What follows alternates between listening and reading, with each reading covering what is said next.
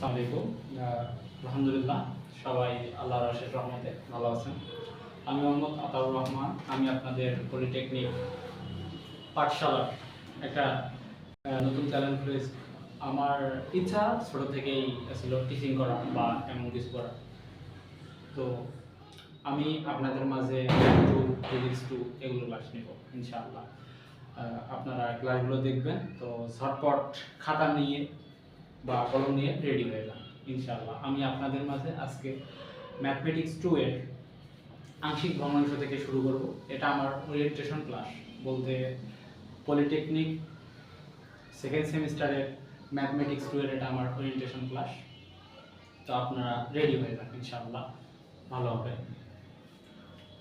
তো আমাদের টপিকটা হচ্ছে, অধ্যায়টার নামই হচ্ছে আংশিক ভগ্নাংশ।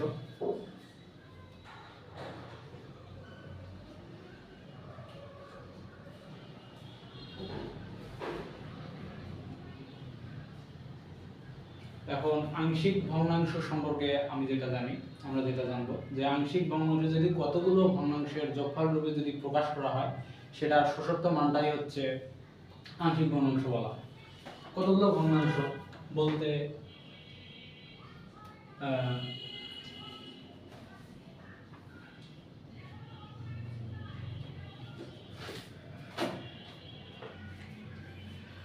যদি আমি এটা তুলি যে 3x মাইনাস 8 এবং x square minus 5x plus 6, এটা হলো মিডল ব্রেক করতে হবে। আর এটা হলো লব, এটা লব। তবে এটা যদি আমি মিডল ব্রেক করি তাহলে মানটা আসে 3x minus 8 by middle break করলে মানটা আসে x মাইনাস 2 ও x মাইনাস 3। তাহলে আমি বললাম যে আংশিক ভগ্নাংশ কাকে বলবো, যে কতগুলো ভগ্নাংশের যদি যোগফল রূপে প্রকাশ করা হয় তার শোষক মানটাকেই বলবো আংশিক ভগ্নাংশ। তাহলে এখন আমাদের কি করে নিতে হবে, ধরে নিতে হবে যে 3x মাইনাস 8 x মাইনাস 2 এবং হচ্ছে x মাইনাস 3।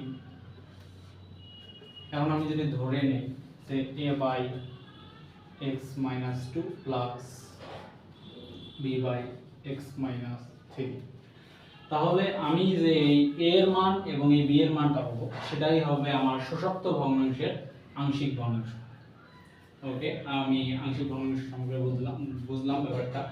এখন আমাদের আংশিক ভগ্নাংশ গুলো করতে হলে আমাদের কয়েকটা রুল জানতে হবে।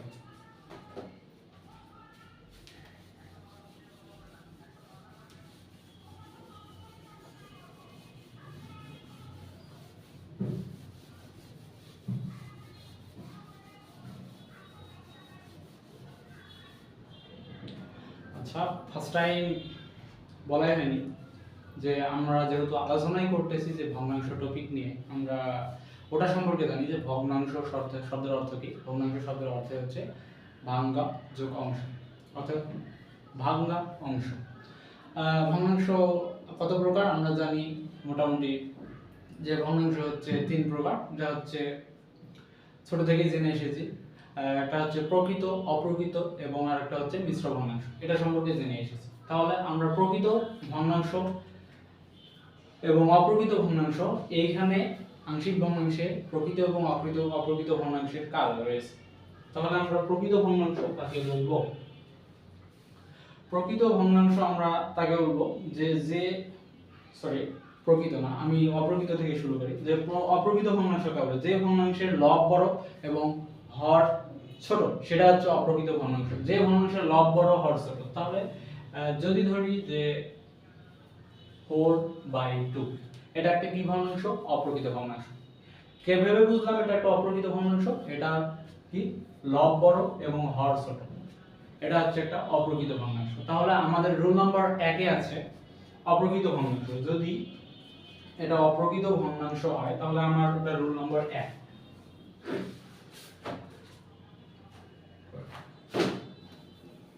ওকে, রুল নাম্বার 1 নাম্বার রুলে যদি আমরা করতে চাই,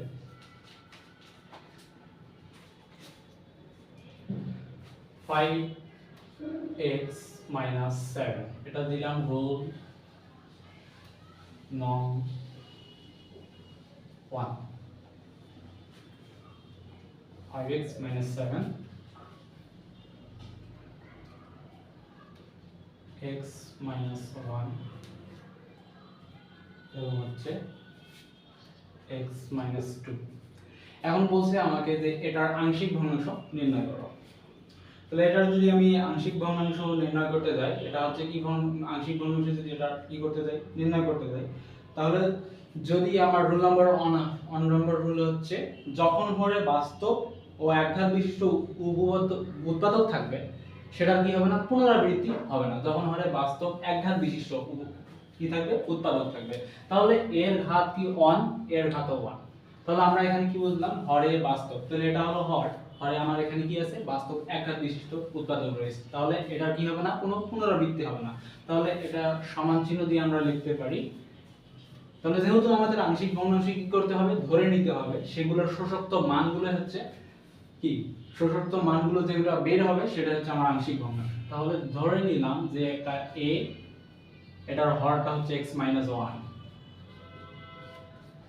প্লাস b, তারপর দিলাম x - 2। ওকে, তাহলে এখন আমাদের করতে হবে এটাকে ধরে নেই 1 নম্বর সমীকরণ। 1 নম্বর সমীকরণ ধরে নিলাম। এখন আমাদের কাজ হচ্ছে 1 নম্বর সমীকরণ, 1 নং সমীকরণের উভয় পক্ষকে 1 নং সমীকরণের উভয় পক্ষকে কি করব, x - 1 এবং x - 2 দ্বারা কি করব, গুণ করে পাই।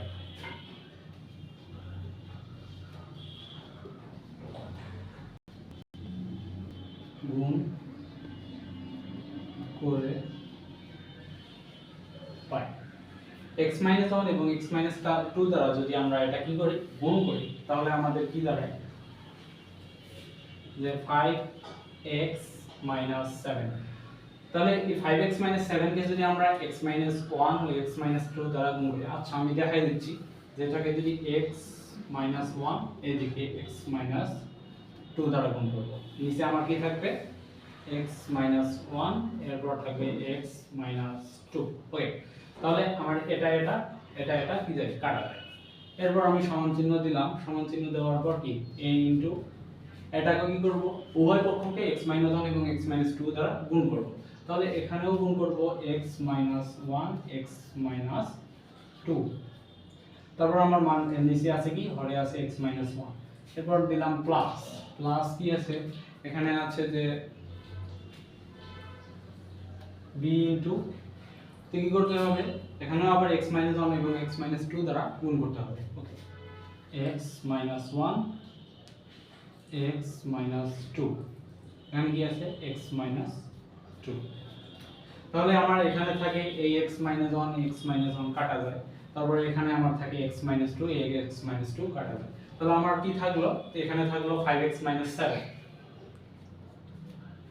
এরো চিহ্ন এটা 5x - 7 ইকুয়াল a ইনটু আমার কি থাকলো, এখানে x - 1 x - 1 কাটা যাওয়ার ফলে এখানে থাকলো x - 2 plus b into x - 1। তো এখন আমি ধরে নেই যে এটা হচ্ছে 2 নম্বর সমীকরণ। এটা কি কয় নম্বর সমীকরণ, 2 নম্বর সমীকরণ। তাহলে এখান থেকে আমাকে কাজ করতে হবে, জায়গা না থাকার ফলে এটা আমি মিশিয়ে দিচ্ছি। ওকে,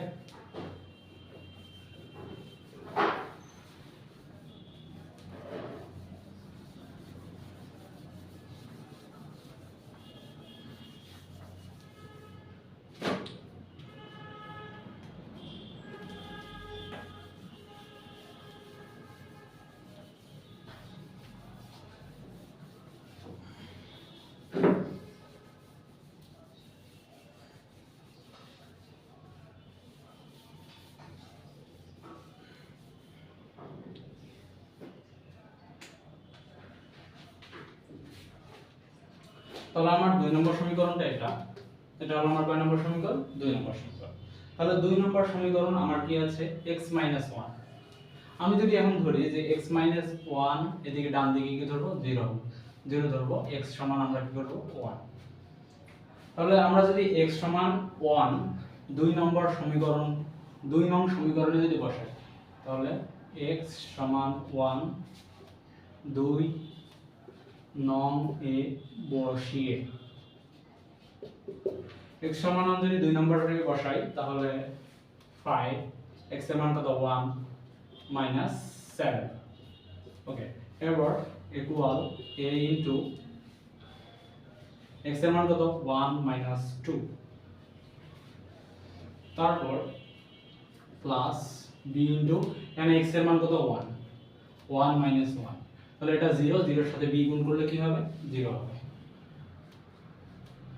তাহলে এখানে যে 5 minus 7 দাও হয় কত -2। ওকে, ইকুয়াল, তাহলে এখানে কত থাকে a 1 2 করলে হয় -1, তাহলে a মাইনাস a এর কাটা যায়, তাহলে এটাকে যদি উল্টে আনি তাহলে a ইকুয়াল 2, তাহলে আমরা এর মান কত পেলাম 2 পাইলাম। এখন এই দিকে যদি দেখি উপরে আমরা এর মান কত পেলাম 2, তাহলে আমরা এখন x 1 সমান 0 লিখছি, আমরা যদি এখন x 2 ইকুয়াল 0 লিখি তাহলে হয় x ইকুয়াল 2, তাহলে এই x ইকুয়াল 2 এর মান আবার যদি 2 নং এ বসিয়ে তাহলে x ইকুয়াল টু যদি 2 নম্বরে আমি বসাই তাহলে হয় 5 into 2 minus 7 equal a into x এর মান কত 2 minus 2, তাহলে এটা 0, তারপর equal plus b into 2 minus 1, তাহলে এখানে আমার 5 5 দুগুণ কত হয় 10, তাহলে 10 minus 3 7 করলে হয় 3, তাহলে 3 আর 2 minus 1 করলে কত হয় 1 হয়, তাহলে b এর সাথে 1 গুণ করলে হয় কত b, তাহলে আমরা কি পাইলাম b ইকুয়াল 3 এবং a ইকুয়াল কত পাইলাম 2। তাহলে এই যে b এর মান এবং b এর মান পাইলাম, এই এর মান ও b এর মান a এর b এর জায়গায় আমরা এক নম্বর সমীকরণ যদি বসিয়ে দেই তাহলে আমাদের আংশিক ভগ্নাংশটি সলভ হয়ে গেল।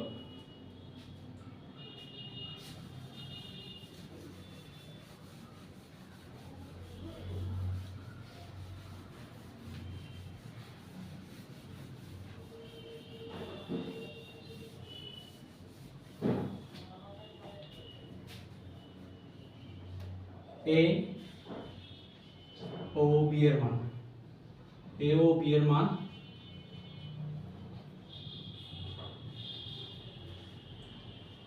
এক নং এ বসিয়ে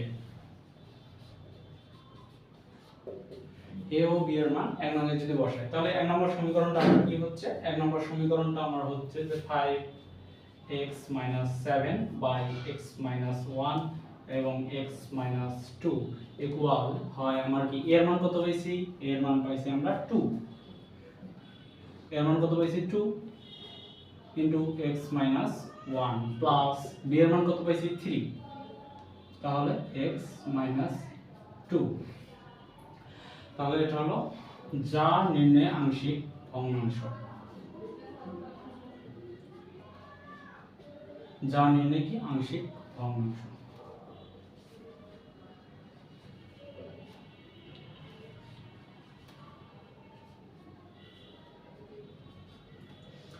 তো খুব সহজে আমরা আংশিক ভগ্নাংশের প্রথম রুলটা শেষ করে ফেললাম ইনশাআল্লাহ। এরপরে আমরা দ্বিতীয় রুল, তৃতীয় রুল এবং চতুর্থ রুল, এই চারটা রুল যদি আমরা কমপ্লিট করতে পারি তাহলে আংশিক ভগ্নাংশ থেকে আমাদের এই অধ্যায়টা শেষ হয়ে যাবে ইনশাআল্লাহ। ওকে, দেখা হচ্ছে নেক্সট ভিডিওতে ইনশাআল্লাহ। তার এর মধ্যে আপনারা সঙ্গে থাকুন এবং সুস্থ থাকুন, ভালো থাকুন সেই কামনা করে আজকের ক্লাসটা শেষ করতেছি। আসসালামু আলাইকুম।